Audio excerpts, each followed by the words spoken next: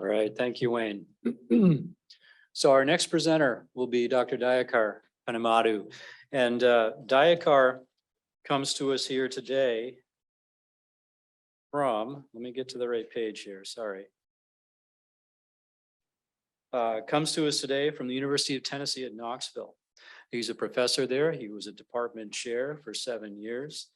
Prior to joining UTK, he was a faculty member at Clarkson for 8 years. And Dr. Penumadu was a lead PI for the National Composites Manufacturing Institute with the Department of Energy from UTK. He currently serves as a PI for 2 NSF IUCRC centers on manufacturing and materials. And we're very excited to have him with us here today. And he's going to be giving us a deep dive into fiber reinforced polymer composite bridge deck for rural Tennessee. Thank you, Dayakar.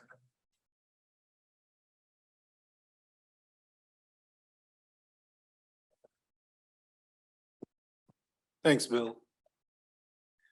I'm glad to be here first time to your campus, beautiful campus, and appreciate the warm hospitality and wonderful food so far.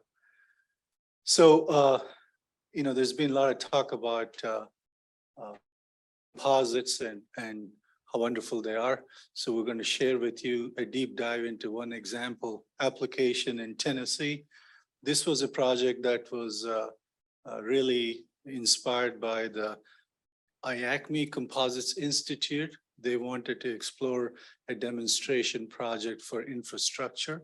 And a lot of the IAMM members you've heard from this morning who are active, both from ACMA and in fact, Joe Fox serves as the IAMM chair for infrastructure committee. So glad to see a lot of familiar faces here.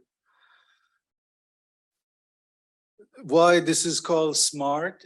Because fiber reinforced polymers are very easy they lend themselves into instrumenting them with sensors.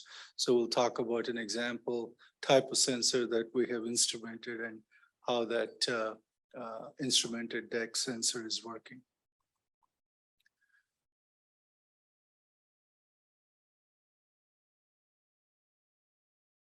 So when I teach a basic class in FRP, Isaac Daniel comes to mind. He was one of the pioneers of mechanics of composite materials from Northwestern University. Did some very, very great early work. And he has a book with Ishai and a great book. But so I borrowed some of the cartoons from his textbook. And really the key emphasis I want to mention is, the definition of composite materials is you got 2 different types of materials with very different properties for very different functions. So in this case, for fiber reinforced polymers, we have a reinforcing fiber. Typically, carbon fiber is on the order of 7 microns in diameter.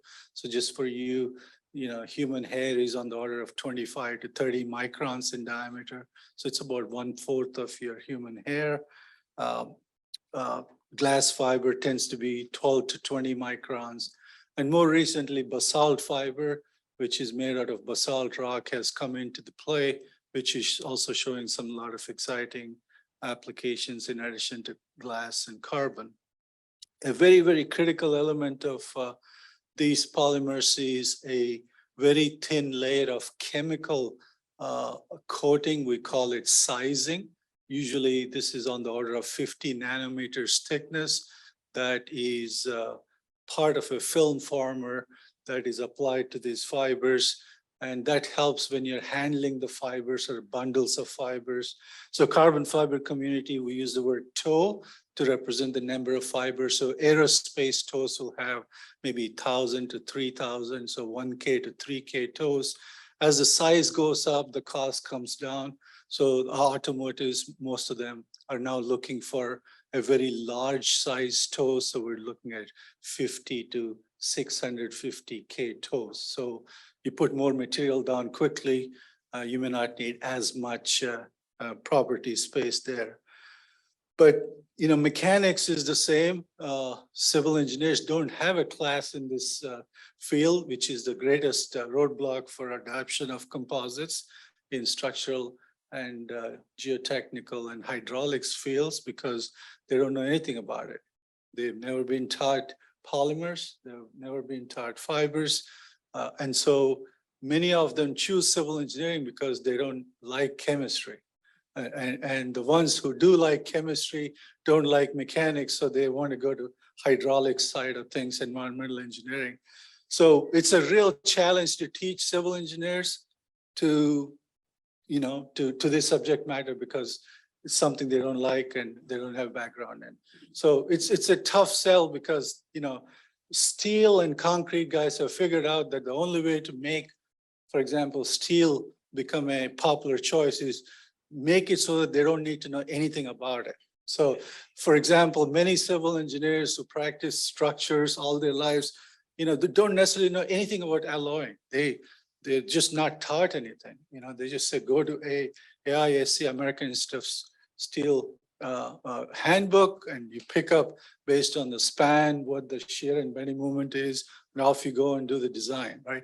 So that's where we want to go, but that defeats the purpose of composites, right? So fiber reinforced polymers is you want to put fibers where you need them. And so we get into a topic in solid mechanics called anisotropy.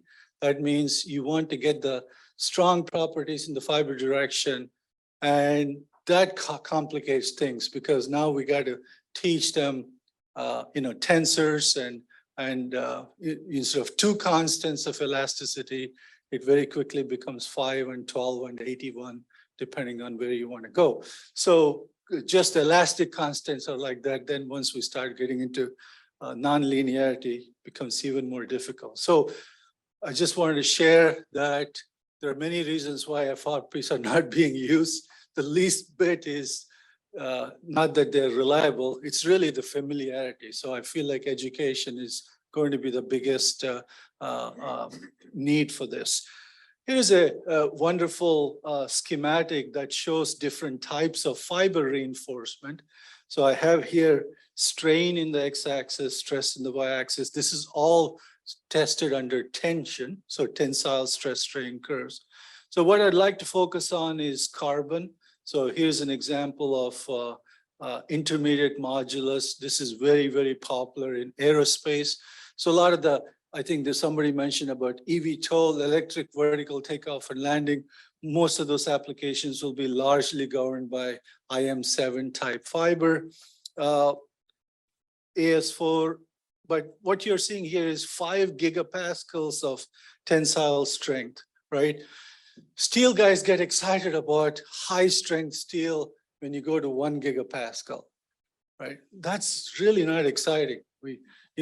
We've had this material for 60 years now in carbon community, and Toray carbon fibers from Japan have been making outstanding quality of these fibers. So there's nothing exciting. As Roberto said, some of these materials have been around for decades, right? It's just that we just need to figure out how to use them in the new space. If you look at glass fiber, we got partners from Owens Corning here. They are the best in making and producing and providing information on glass fibers. Depending on the type of the glass fiber, you got E-glass, S-glass. The beautiful thing with glass fibers is you got ductility, right? So you can think of modulus. I know structural engineers and civil engineering like steel because of modulus, right? So you go to carbon. If you want ductility, you go to glass, right?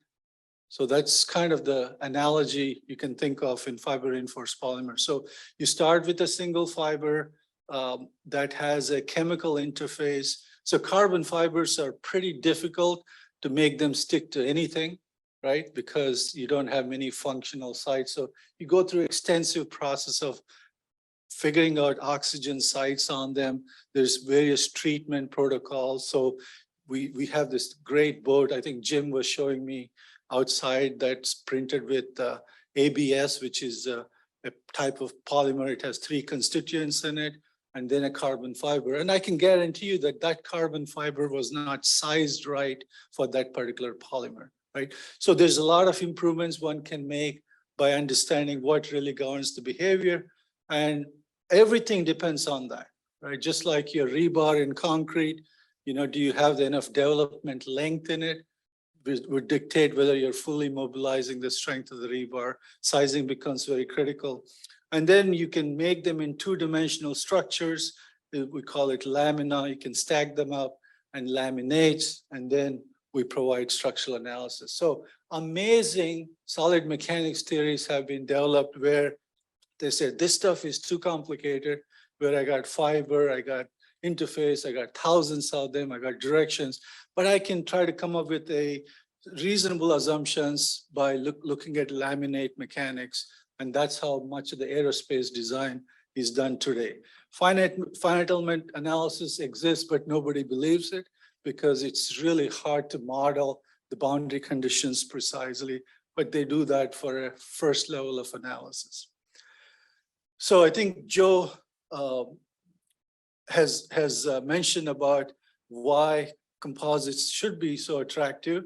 So I'm very saddened and depressed to say that civil engineering community has been focused here, right, all these years. So if I take the strength divided by the density of the material, and I look at this modulus divided by the density of the material, we're looking at steel and aluminum are right here, and carbon is right there.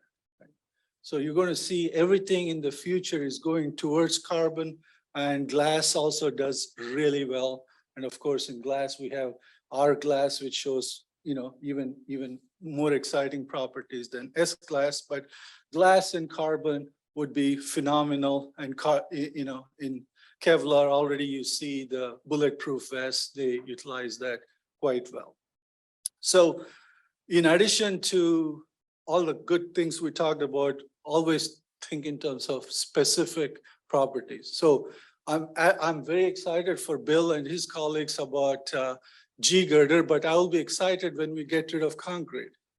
Seriously, because you're taking an extremely lightweight material like carbon that's reinforced in your bottom of the G-girder to be reinforcement, but we're still now putting all the compression in concrete, still heavy stuff, right? Still you need workability, placement.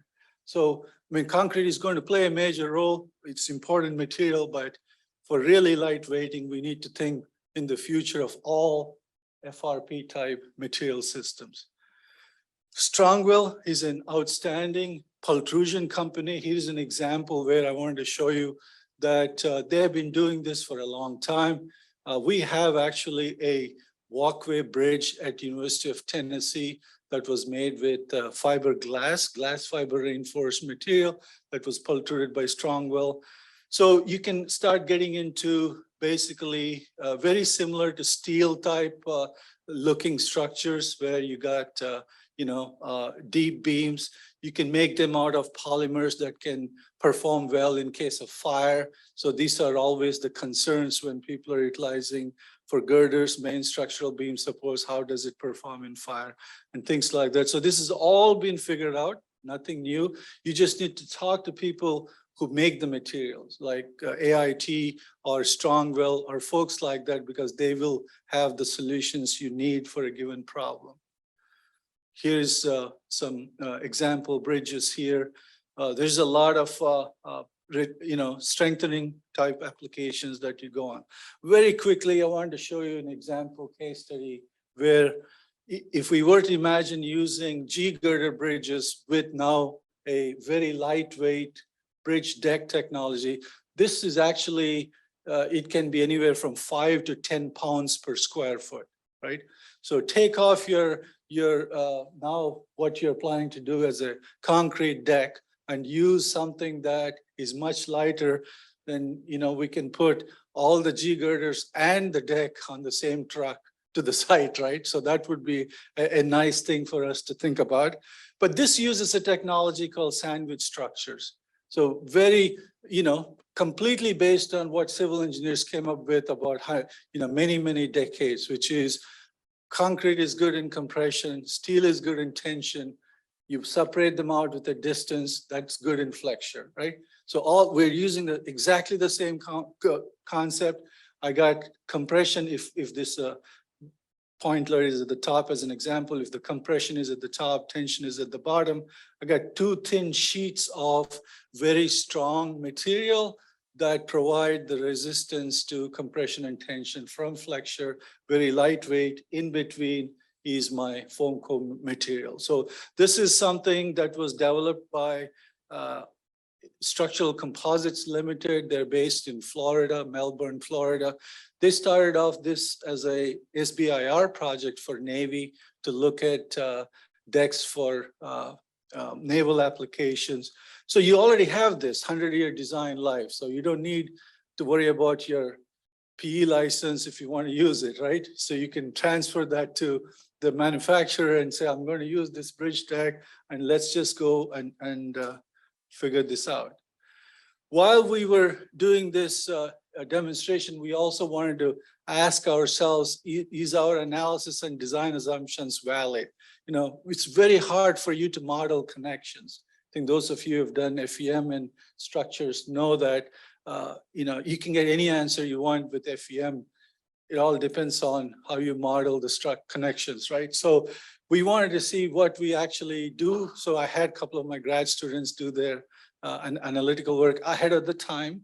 I said, we will validate it after you do the analysis. And we instrumented this with fiber optic sensors. These are relatively new technology. Fiber optic Bragg gratings have been around for decades. Aerospace has used them. But there you have to identify a priori exactly where you're going to measure the strain. So the Bragg gratings have to be positioned kind of like your resistive strain gauge sensors. You need to know where you're trying to measure, right? Whereas this high density fiber optic sensors, which just came out in late 90s from a NASA project that's now licensed by one of the companies in Blacksburg, Virginia.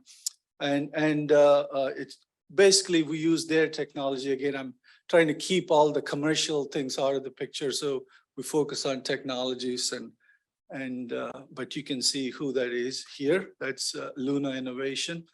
So just as a quick comparison, you know, you got a tensile sample, you want to monitor strain with strain gauges. We used to mount these strain gauges. Half the time, those students, when we mount the strain gauges, have never been taught that there is no global strain gauge. You really have to worry about what material you're going to test. How would you bond the strain gauge?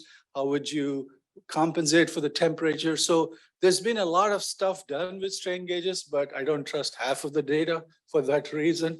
So there's, you know, just because they have been there around for a long time doesn't mean we always got good data. Similarly, you know, any technology we have to assess, are we getting the reasonable data from it? But here's a cartoon to say, if I have a basically a fiber optic sensor, I can pretty much figure out continuous location of the strain without knowing where the singularities will be. For example, if we make a composite and something went wrong in the manufacturing process, you need to know if there are strain concentrations at that point. Then fiber optic sensors with this method will help us isolate that. How does it work? Basically, you take a conventional fiber optic, which we use now for communicating, and each fiber optic, when it's made, has defects along the length of the fiber optic sensor. And basically, you pass a laser through and those defects scatter. And so you're fingerprinting the sensor, and then you attach it to something that moves. Now those fingerprints move. So now you get, in a simplistic fashion, where the strain is spatially. So you have some readout units like that. Also, most importantly, we talked about the importance of students and personnel. So this bridge deck was actually made by University of Tennessee students. We have a student chapter called SAMPI, which is a Society for Advanced Manufacturing, Advanced Materials and Process Engineering. And this was a part of a SAMPI student project as well. So you can see the deck was manufactured, then the sensors are mounted, and then here is an example of how that sensor looks like. And then the two decks were glued, right? And this was all done in a very small civil engineering office of Morgan County. Morgan County is a very rural part of Tennessee, and I'll tell you why we chose this project for that. So you can kind of see the bridge deck after assembly. And then we wanted to first, when we conceived of this demonstration, we said, let's just do everything with composite. So we'll have composite girders, we'll use composite rebar for concrete, everything. And then we figured out that really where the need of the client was, they only want to replace decks most of the time, because that's really the damaging part of majority of this county-owned bridges. And so we said, okay, we can use that as a challenge to figure out also the connection details and things like that. So this is an example showing how the bridge deck was connected. This kind of shows the layout of fiber optic sensor, where so this sensor, each sensor can measure up to 20 meters of information. So whatever the direction you lay out the fiber optic sensor is where you're measuring the strain along the length of that fiber. So when we actually manufactured the deck and put the driving surface on it, this was a co-cure resin-based driving surface. We took the chance to try to, simply support that with locally available point loads to see how much strain we are getting in the instrumented deck, because now the sensors were a part of the deck. And so kind of gives you a schematic of, for point load, the tension and compression looks right. First of all, where we have compression, that's a good point to start with, and the midpoint load, what the maximum values of strains and the directions we lay out, so we can get also the strain tensor in plane based on the layout of various sensors. So we have a lot of information. If we double the load now, it's a linear elastic. So if everything is right, we should have double the strain. So we kind of validated ourselves for that. It's nice to see things actually work like we teach them in the classroom. In addition to that, we wanted to demonstrate a fully instrumented bridge deck. So we have a team that developed custom wireless technology. And the reason we needed to do this was this system was in a very, very remote area. So there is no internet access to the site. And it's also in a very hilly area. Those of you know the reason Oak Ridge National Labs is set up there is natural hills protect us from our friends. So it's very hard to get to some of these locations with wireless connection. So we developed a system that would work when the wireless signals are weak or drops off and still backs up the data. So we're measuring temperatures, we're measuring also redundant deflection sensors to see how that compares with fiber optic sensors. We're also monitoring, for example, there's a traffic counter in this using a inductive magnetic sensor. So we're just doing a lot of exploratory measurements. All of that is stored on the cloud.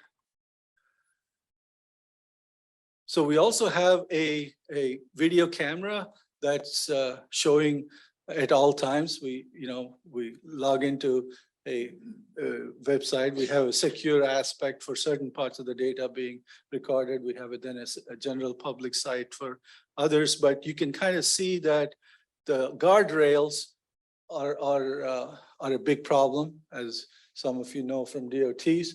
And sure enough, right after we installed the guardrails and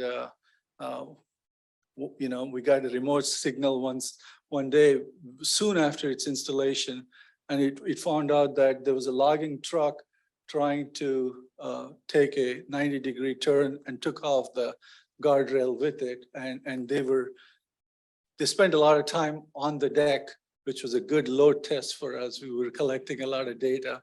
They didn't know that we were remotely monitoring them, but we were.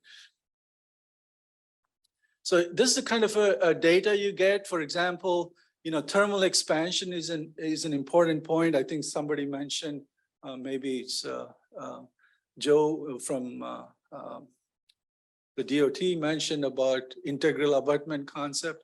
So that was our DOT bridge TDOT person who was very, very pro for that. I think probably some of you know Ed Wasserman. That was his favorite technology. He said, take away joints for me. I never want to see another joint in my life. And so integral abutments concept came out of that. A lot of it is related to, thermal expansion. So here is an example showing how the temperature is changing from, June on a 2-week duration here at the top of the deck and bottom of the deck. And this is amazing, right? Having this granularity of the information, and we can keep on collecting data for a long time is very, very significant for us to do a lot of analysis. So, how do we couple thermal and mechanical loading and hygrothermal loading?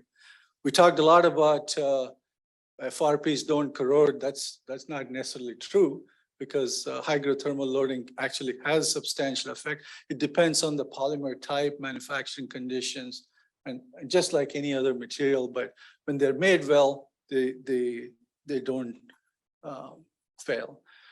I did want to mention that in addition to continuous fiber optic sensors, which can only give us at best 10 hertz of data acquisition, so it's a slow data acquisition on a dynamic loading. We also have fiber Bragg gratings that will be more for looking at a dynamic vehicle response. So I have a video here, not sure if that's something you can click.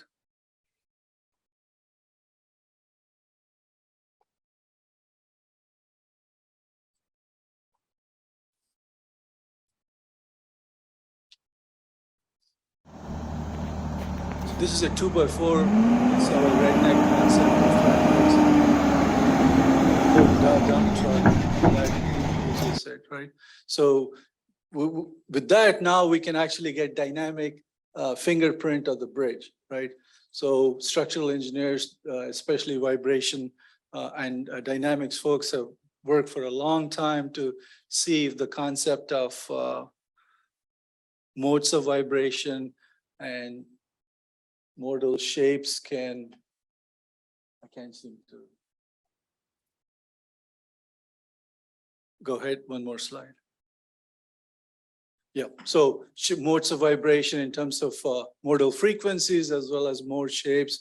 If they change dramatically, then you go back and see what's going on. This is a great way for inspection of the bridges, right? So you have now a fingerprint of your bridge, and if there's a dramatic change, you'll see that. But I think the previous panel talked about designing these things to make sure the strains are very small, so creep and relaxation is not going to be an issue. You look at this fully loaded dump truck, which very rarely will go beyond that load for this bridge. At most under dynamic conditions, we're looking at 275 microstrains, right? So if you're instrumenting this with a strain gauge, you're lucky if you could measure them, right? So this very, very small linear elastic behavior. So this bridge is going to be there forever, right? So we don't need to worry, get concerned about failure. So I think the other thing we're looking at is also looking at the adhesive. This is really what we're most worried about, is the interface between the bridge deck and the girder is joined by an adhesive. We had to put this bridge up in the middle of the winter, right? So for thermosets, you need to have enough heat for them to do proper cross-linking. So doing this outside in the field when it was pretty cold was a good test for us to know how well the adhesives will bond. And so we also have a sensor that's monitoring the adhesive interface between the deck and the steel bridge. So I wanted to say special thanks to my colleagues. When we had this ribbon cutting, I think colleagues, my faculty here know, you don't get a chancellor. You don't want chancellor close to you unless there's a big problem, right? Actually, chancellor showed up for this ribbon cutting, Chancellor Dande Plowman. She was very supportive of the students here. Again, the key contributors are, Institute for Advanced Composites Manufacturing Innovation. This is an IACME demonstration project. Structural Composites are the ones who have come up with the technology for manufacturing and designing the decks. So Dr. Ron Reichert is the mechanics person who would be the right contact if you need additional information on the deck system. Luna is fiber optic, and there's lots of folks with Acrylock for adhesives. And most importantly, we now have a group in Tennessee called Composites Application Group, and that's a one-stop solution. So you go to them and say, we need you to help us with this, and they will collect all the players that are involved with this material system and provide the help for you. So with that, thank you.